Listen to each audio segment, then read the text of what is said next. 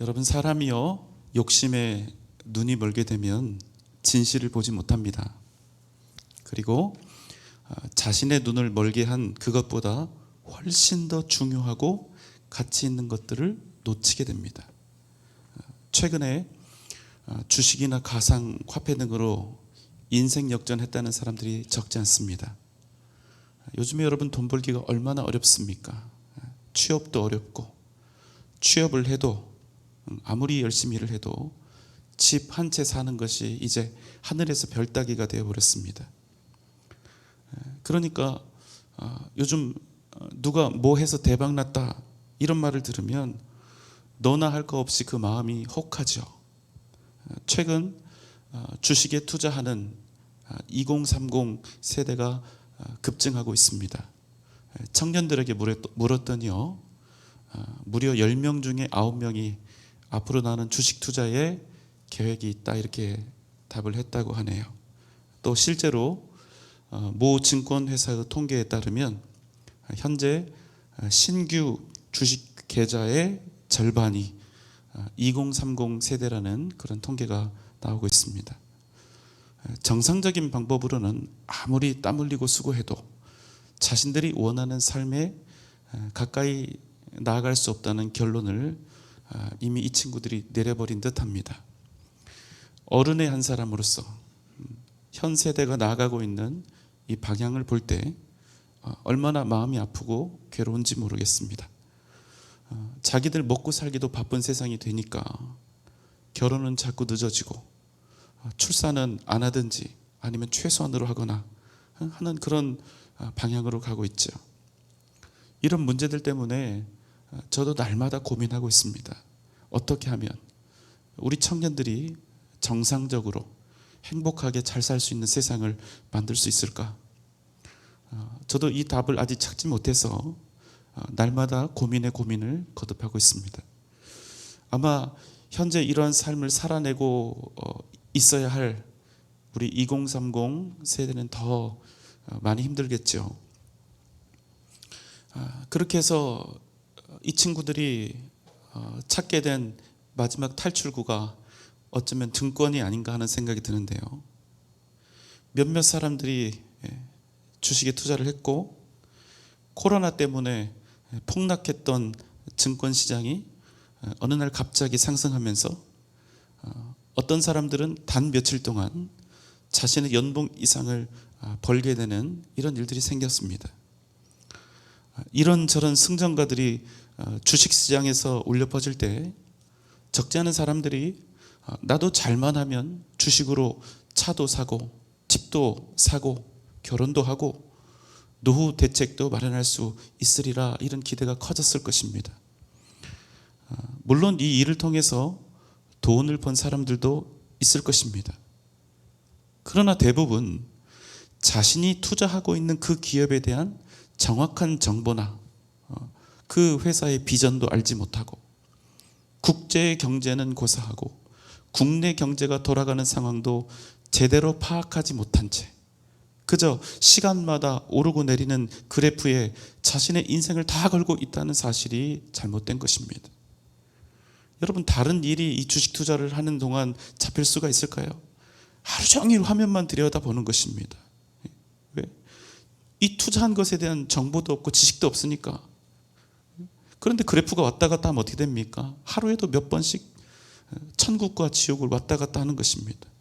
왜요? 웬만한 개인은, 아니요, 개인은 거의 불가능합니다. 증권 시장의 판을 읽을 능력도 안 되고 방법도 없고 실력도 안 되니까요. 그럼 여러분, 그 인생이 결국 어떻게 될까요?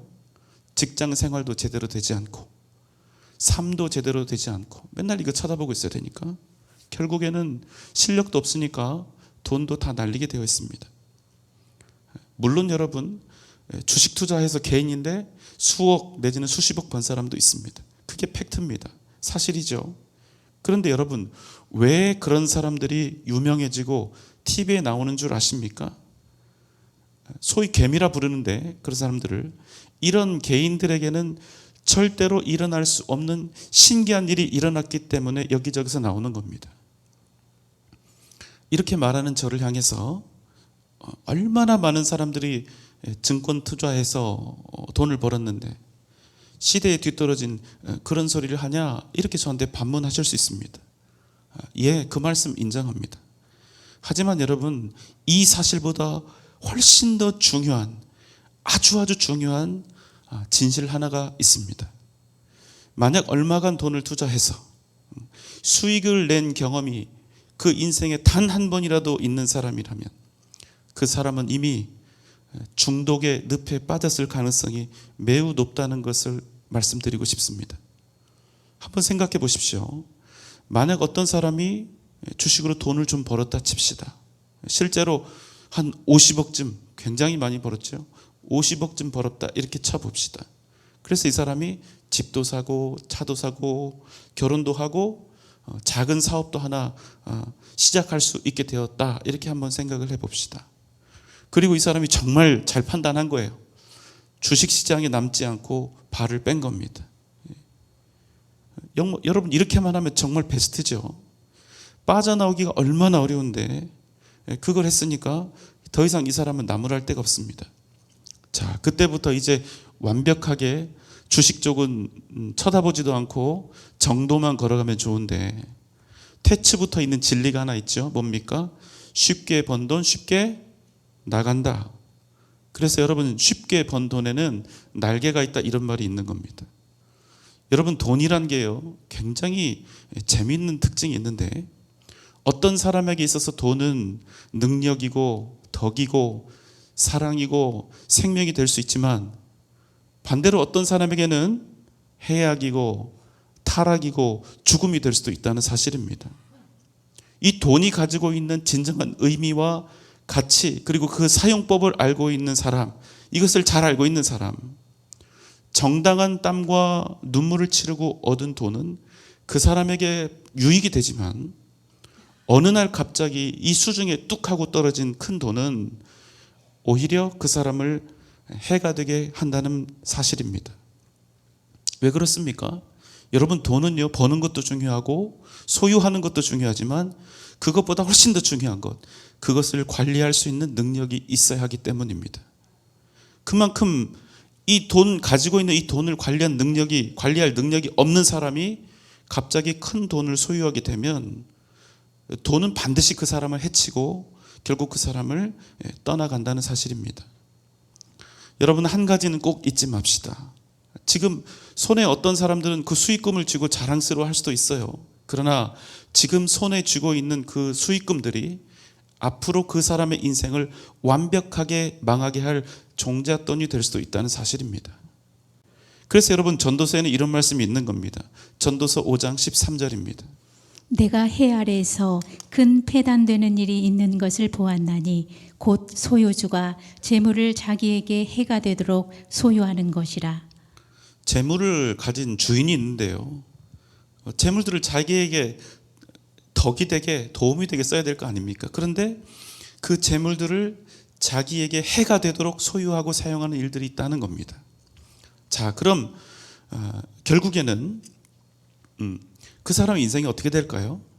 방금 전 제가 50억 번 사람의 예를 이렇게 가정했죠.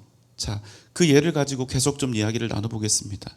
자, 50억을 벌어서 가지고 있는데 그 돈을 가지고 이것저것 뭐 도움이 되는 일들을 많이 했겠죠. 자, 그러면 그 돈을 언젠간 다 쓰게 돼 있어요. 그리고 우리도 마찬가지지만 돈은 항상 필요하게 되어 있습니다. 자, 그러면 그 인생에 언젠가 또다시 돈이 필요하게 되었을 때, 그때가 올 것입니다. 자, 그럼 여러분, 50억 벌은 그런 기억이 있는 사람, 아니 50억까지도 할 필요 없어요.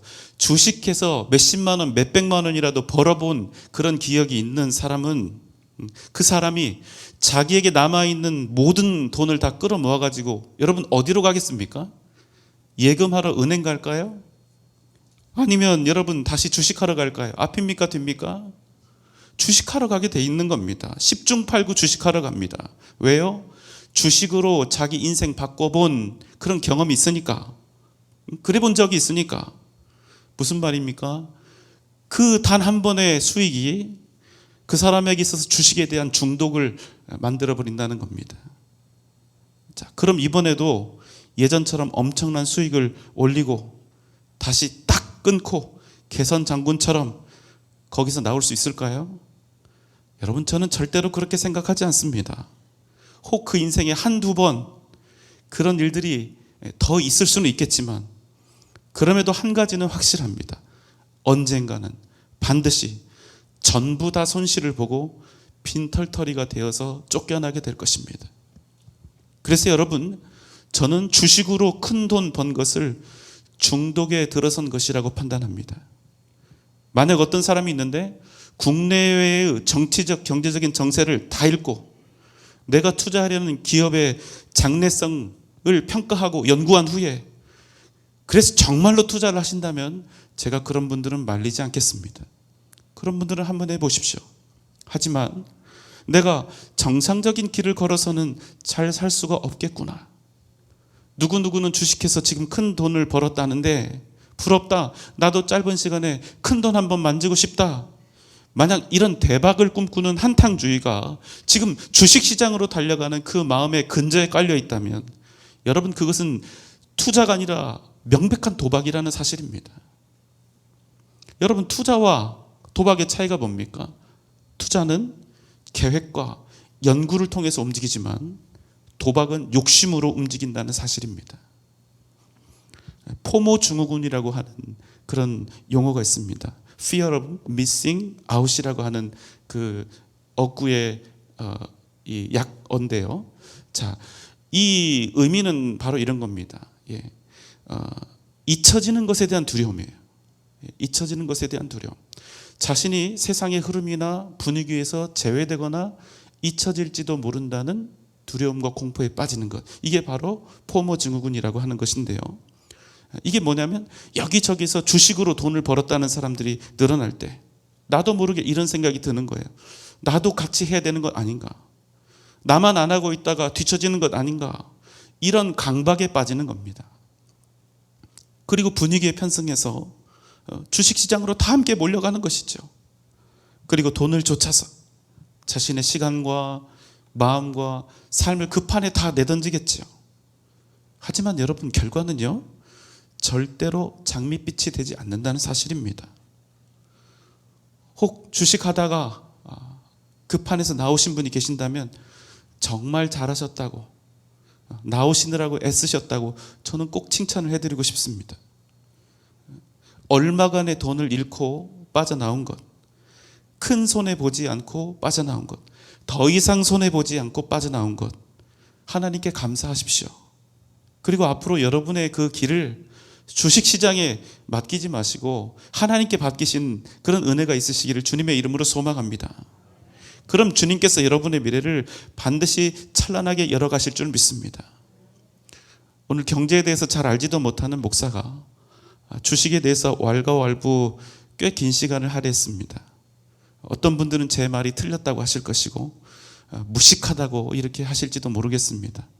네, 그 말씀도 제가 잘 듣겠습니다. 그러나 성도를 정말로 사랑하는 목사가 애타는 마음으로 드리는 말씀이니 이 말씀을 들으시는 분들, 특히 우리 청년 세대들, 2030 세대들, 반드시 그 각자의 인생이 성실함이나 실력이 아닌 욕심에 끌려가지 않도록 그렇게 유의하시기를 다시 한번 부탁드리겠습니다. 우리 인생은 참 쉽지 않습니다. 투자와 도박의 경계가 분명하지 않듯 꿈 혹은 비전에 대한 열망과 욕심을 구별하는 것도 참 쉽지 않은 일입니다. 그럼에도 여러분, 이 비전과 욕심을 구별하는 아주 정확한 잣대가 있습니다. 먼저 비전에 대한 설명을 드릴게요. 비전은요, 하나님의 뜻 안에 있는 것입니다. 하나님께서 기뻐하시는 방법, 하나님께서 지금 나에게 주신 그 사명, 크든지 작든지 높든지 낮든지 그 사명에 충실합니다. 그래서 하나님께서 주신 꿈은 언제나 하나님의 뜻을 생각합니다. 그리고 그 비전을 실현해 가는 동안 나는 주님이 기뻐하시는 그 길을 걸어갑니다. 내가 원하는 때, 내가 원하는 방식이 아니라 하나님께서 원하시는 때와 방법을 인내하며 기다릴 수 있습니다. 왜? 내 꿈이 아니고 하나님 꿈이니까. 급하게 서두르기보다는 성실하게, 두려워하기보다는 담대함으로 하나님의 뜻을 따라 나아갑니다. 어떻게 해요? 하나님께서 주신 꿈이기 때문에 언제나 늠름하고 당당합니다. 그 인생에 기쁨이 넘쳐납니다. 절대로 하나님보다 앞서서 움직이지 않습니다. 내가 꾸고 있는 이 꿈, 이 비전의 목적은 비전을 이루는 것, 그것 자체가 아니라 하나님께 영광을 돌리기 위함입니다. 만약 우리가 어떤 일을 열정적으로 하고 있을 때 이 기준에 합당하다면 우리는 하나님께서 주신 꿈, 비전을 향해서 분명하게 차곡차곡 잘 나가고 있는 것입니다. 하지만 여러분, 욕심은 어떨까요? 하나님과 무관한 나의 계획, 나의 바람을 이루기 위한 몸부림입니다. 내가 갖고 싶은 것, 내가 얻고 싶은 것, 내가 되고 싶은 것에 집중된 인생입니다. 내 목적은 오직 내 소원을 이루는 것이기 때문에 이것을 이룰 수 있느냐 없느냐에 내 인생의 모든 의미와 행복이 다 달려 있습니다. 그렇게 욕심은 반드시 이것을 이루어야 하기 때문에 사람을 말입니다, 브레이크 없는 기관차로 만들어버립니다. 내 목표를 향해서 끊임없이 달리되 만족이 없습니다. 왜요? 인간적인 내 계획과 내 소원이 이루어져도 더 높고 더 많은 것이 보이기 때문에 그 인생이 절대로 만족이 없습니다. 옆 사람도 보이지 않습니다. 오직 내 목표를 이루는 일에만 소망을 둡니다. 이렇게 욕심은요, 눈을 멀게 해서 진실 대신 자신이 보고 싶은 것만 보게 만들고 자신이 믿고 싶은 대로 믿게 만듭니다. 제가 앞에서 주식의 예를 들었습니다만 우리가 주식에 대해서 사실은 알고 있잖아요. 통계적으로도 분명합니다. 주식은요, 이렇게 개인이 했을 경우에는 성공할 확률보다는 실패할 확률이 훨씬 더 높아요. 이걸 우리가 다 알고 있습니다. 그런데 뛰어드는 거예요. 투자가 아닌 도박이 되었을 때, 욕심 때문에 그저 부자 되는 일에 욕망을 품고 욕심을 부리고 탐욕적이 되었을 때 우리는 모든 사실의 근거와 진실을 보지 못하게 된다는 겁니다. 돈을 벌든지 벌지 못하든지 둘 다 어느 경우에나 투자가 아닌 도박이 되면 그 인생이 망하게 된다는 사실을 보지 못하게 합니다. 욕심에는 눈이 없습니다. 그래서 욕심은 꼭 보아야 할 것도 보지 못하게 만들고 진실을 왜곡하고 이성을 잃게 합니다. 디모데전서 6장 9절의 말씀입니다. 부하려 하는 자들은 시험과 올무와 여러 가지 어리석고 해로운 욕심에 떨어지나니 곧 사람으로 파멸과 멸망에 빠지게 하는 것이라. 오늘 말씀은요, 욕심이 우리 인생에, 우리 존재에 어떤 해를 끼치는가, 이것에 대한 것입니다. 주님과 제자들이 예루살렘에 가까이 왔을 때 주님이 두 제자에게 이렇게 말씀하셨습니다. 마태복음 21장 2절입니다. 이르시되 너희는 맞은편 마을로 가라. 그리하면 곧 매인 나귀와 나귀 새끼가 함께 있는 것을 보리니 풀어 내게로 끌고 오라. 만일 누가 무슨 말을 하거든 주가 쓰시겠다 하라. 그리하면 즉시 보내리라 하시니. 네, 여러분 잘 아시는 내용이죠. 주가 쓰시겠다 하라. 제자들이 주님의 이 명령대로 마을로 가서 나귀와 나귀 새끼를 끌고 옵니다. 자, 그리고 21장 7절로 8절입니다. 나귀와 나귀 새끼를 끌고 와서 자기들의 겉옷을 그 위에 얹음에 예수께서 그 위에 나타나시니 무리의 대다수는 그들의 겉옷을 길에 펴고 다른 이들은 나뭇가지를 베어 길에 펴고. 제자들은 끌고 온 나귀 새끼의 그 등에 자기들의 겉옷을 얹었습니다. 무리들은 어떻게 했을까요? 자기들이 입고 있던 겉옷을 벗어서 주님 가시는 그 길에 쫙 폈습니다. 또 종려나무 가지를 꺾어서 마치 레드카펫처럼 깔아서 주님이 예루살렘에 입성하시는 그 길에 그들이 할 수 있는 최고의 예우를 주님께 드렸습니다. 멀리서 봤다면 아마 대단한 위대한 왕이 행차하는 것처럼 그렇게 보였을 것입니다. 그 사람들이 어떤 사람들입니까? 지금까지 주님이 행하신 기적에 대해서 들었고 어떤 이들은 직접 보았고 경험했습니다. 그 중에 어떤 사람들은 주님께서 오병이어의 기적을 행하셨을 때 주님이 만드신 떡과 물고기를 먹었을 것입니다. 병든 자가 고침을 받고 귀신이 떠나가고 죽은 자가 살아나는 것을 보았습니다. 그런 주님의 예루살렘 행차를 기뻐하며 그들이 할 수 있는 최고의 정성을 다하고 있는 것입니다. 자, 여기서 한 가지 질문이 있습니다. 그런데 여러분, 이 무리들이요, 주님을 향해서 이런 극진한 대접을 하고 있는 그 이유가 무엇일까요? 그들은 예수 그리스도를 자신들에게 승리를 줄 왕, 기쁨과 영광과 번영을 줄 왕으로 그렇게 믿었습니다. 유다 민족의 수건 사업인 로마로부터의 독립을 이루어줄 일생의 목표와 소망을 이루어줄 그런 분으로 생각한 것입니다. 9절입니다. 앞에서 가고 뒤에서 따르는 무리가 소리 높여 이르되 호산나 다윗의 자손이여 찬송하리로다. 주의 이름으로 오시는 이여 가장 높은 곳에서 호산나 하더라. 수많은 무리들이 주님을 따라가며 소리를 높였습니다. 호산나 다윗의 자손이여 찬송하리로다. 주의 이름으로 오시는 이여 가장 높은 곳에서 호산나. 여러분, 호산나라고 하는 단어 되게 익숙하시죠? 이 뜻이 뭐냐면 지금 우리를 구원하소서, 원컨대 우리를 구원하소서, 이런 뜻입니다. 자, 이 호산나라고 하는 그 찬송을 부르는데 이 한마디 때문에 우리가 알 수 있는 것이 있습니다. 지금 주님을 따르고 있는 무리들은 주님을 메시아로 알고 있다는 것입니다. 그렇지 않고서는 호산나 다윗의 자손이여 높은 곳에서 호산나, 절대로 이렇게 노래할 수가 없는 거예요. 그렇게 무리들의 찬송은 자신들이 이제 곧 맞이하게 될 로마로부터 해방과 자유를 미리 기뻐하는 그런 의미였습니다. 그가 자신들이 원하는 것들을 이루어 줄 것이라 여겼습니다. 우리가 기다리던 메시아가 이제 이렇게 예루살렘에 입성했으니 이제 게임 끝, 고생도 끝났다. 예수가 왔으니, 우리의 메시아가 왔으니 이제 로마를 물리치고 다시 유다 왕국을 건설하게 될 것이다. 우린 이제 자유다. 주님의 입성하시는 모습을 보면서 바리새인들이 말합니다. 선생이요, 당신의 제자들을 책망하소서. 왜 그렇지요? 누가복음 19장 40절입니다. 대답하여 이르시되 내가 너희에게 말하노니 만일 이 사람들이 침묵하면 돌들이 소리 지르리라 하시니라. 바리새인들이 주님 찬양받는 것을 매우 싫어하고 있습니다.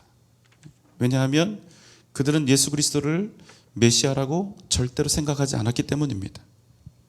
수많은 사람들이 주님의 행렬을 앞서거니 뒤서거니 하면서 예루살렘으로 들어갑니다. 엄청난 수였을 거예요. 마태복음 21장 10절로 11절입니다. 예수께서 예루살렘에 들어가시니 온 성이 소동하여 이르되 이는 누구냐 하거늘 무리가 이르되 갈릴리 나사렛에서 나온 선지자 예수라 하니라. 예루살렘 안에 있던 사람들이 이 큰 소동을 보고서 묻습니다. 도대체 이 사람이 누구냐? 이 사람이 누군데 지금 이런 일이 일어나고 있느냐?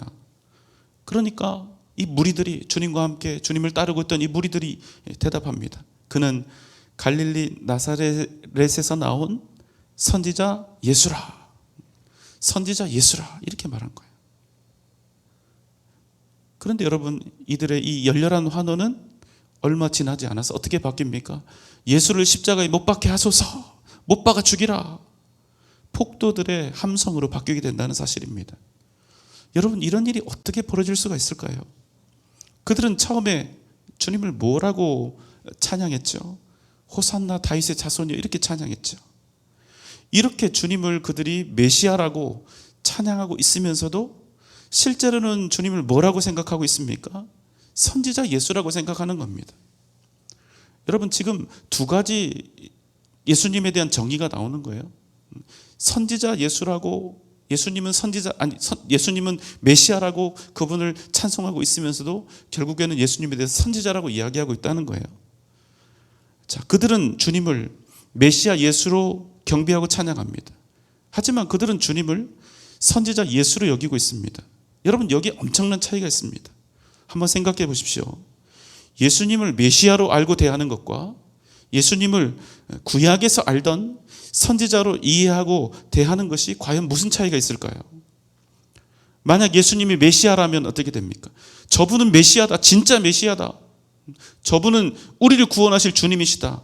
이렇게 메시아로 알면 어떻게 될까요? 주님이 목적이 되는 겁니다. 주님 그분이 목적이 되는 거예요.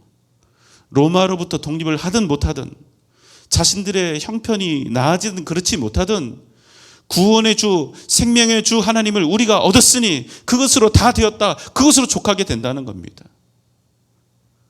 모두 다 주님의 뜻대로 되어야지 자기들 뜻대로 되어야 한다고 절대로 생각하지 않습니다.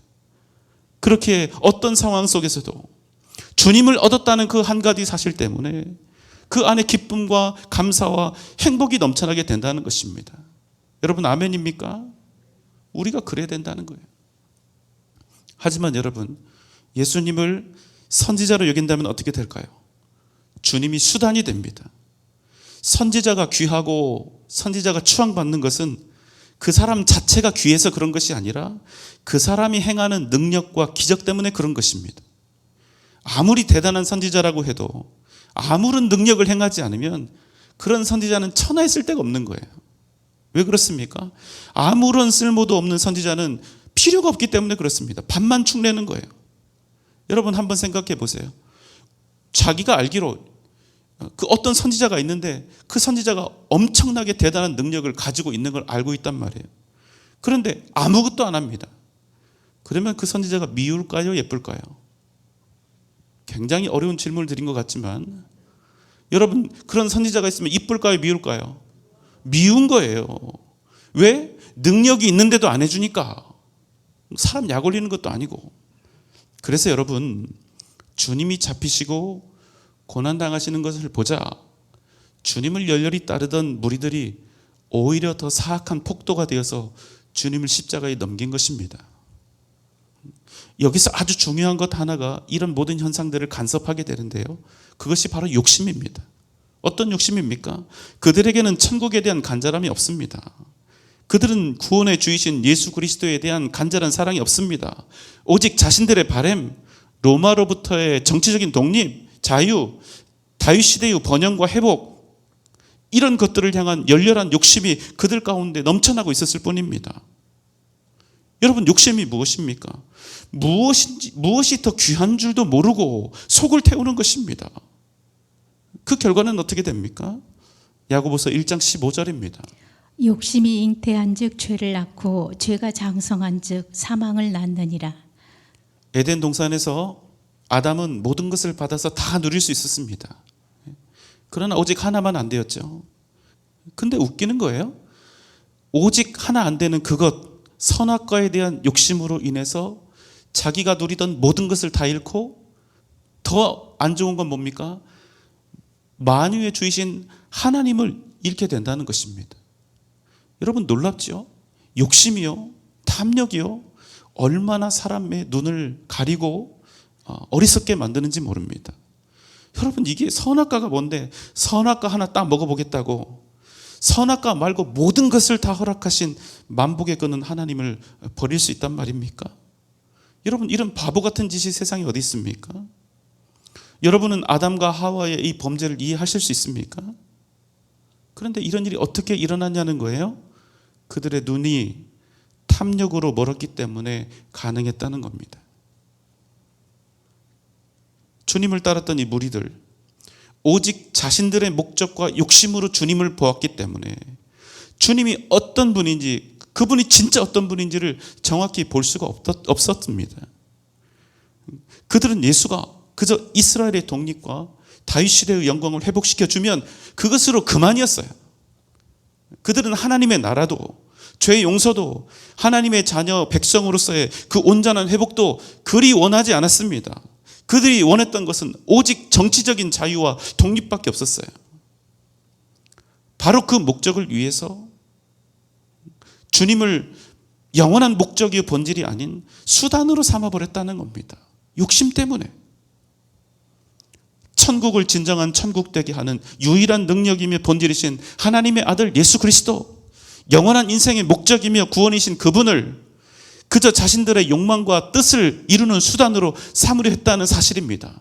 욕심 때문에, 탐욕의 눈이 어두워서. 여러분, 욕심이 우리 인생에 초래하는 폐해가 이렇게 큽니다. 여러분, 성경이 우리 복음서는 우리가 잘 알고 있죠. 거의 막 꿰고 있잖아요. 주님이 단 한 번이라도 이스라엘의 독립이나 정치적인 발언을 하신 일이 있습니까? 없습니까? 없습니다. 하지만 그들은 주님을 오직 정치적으로 이해하고 받았다는 사실입니다. 정말 웃기지 않아요? 여러분 한번 생각해 보십시오. 이게 얼마나 말이 안 되는 일인지 한번 제가 예를 들어 볼게요.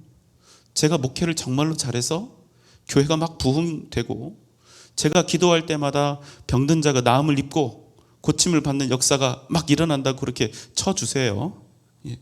대단한 일이 일어나고 있죠. 아무리 그래도 저를 대통령 하라고 하면 그건 정상이 아닌 겁니다. 바로 이런 상황인 거예요. 잘못된 메시아의 의미, 자기들의 정치적 목적과 번영, 그 욕망에 눈이 어두워져 버린 사람들. 그래서 그들은 구약에서 등장하는 진짜 선지자의 역할조차도 무시하게 되었습니다. 주님을 통해서 죄사함 받고 하나님을 만나는 그 역할 자체도 완전히 도외시하게 되었다는 것입니다. 여러분 잊지 마십시오. 주님은 우리의 목적이십니다. 주님은 우리 삶의 이유여야 합니다. 오직 그분만이 우리 인생의 본질이어야 합니다. 만약 우리가 내 자신의 바램과 욕심을 위해서 주님을 바라본다면 주님은 반드시 수단이 되고 우리는 결국 주님을 잃게 된다는 사실입니다. 욕심과 탐욕, 나의 유익이라고 하는 이 프리즘을 통해서 주님을 보았던 사람들, 그들은 주님을 주님으로 알지 못했습니다. 주님께서 얼마나 크고 위대한 분이신지, 이 세상과는 비교도 할 수 없이 더 크고 위대하고 영원한 세상의 주인이신 것을 욕심을 가지고 주님을 바라보았던 사람들은 결단코 알 수 없었습니다. 사랑하는 여러분, 여러분에게 있어서 주님의 의미는 무엇입니까? 여러분 인생의 본질이고 여러분의 생의 목적이고 유일한 이유가 되십니까? 먼저 우리 안에 있는 욕심을 내려놓는 은혜가 넘쳐나시기를 주님의 이름으로 소망합니다. 그래야 주님을 볼 수 있습니다. 그래야 주님을 우리 인생의 진정한 목적으로 삼을 수가 있습니다. 그래야 우리가 생명과 구원의 주이신 메시아, 영원한 천국과 생명을 주실 그 하나님을 온전히 만날 수가 있다는 사실입니다. 시편 62편 5절의 말씀입니다. 나의 영혼아 잠잠히 하나님만 바라라. 무릇 나의 소망이 그로부터 나오는도다. 여러분의 소망을 오직 주님께 두시기 바랍니다. 그럼 주님께서 여러분에게 흔들리지 않는 반석과 요새가 되어 주실 줄 믿습니다. 여러분의 인생에 반드시 주님께서 승리와 영광이 넘쳐나게 하실 줄 믿습니다. 오직 이 믿음으로 주 앞에서는 복된 여러분 되시기를 주님의 이름으로 축원합니다.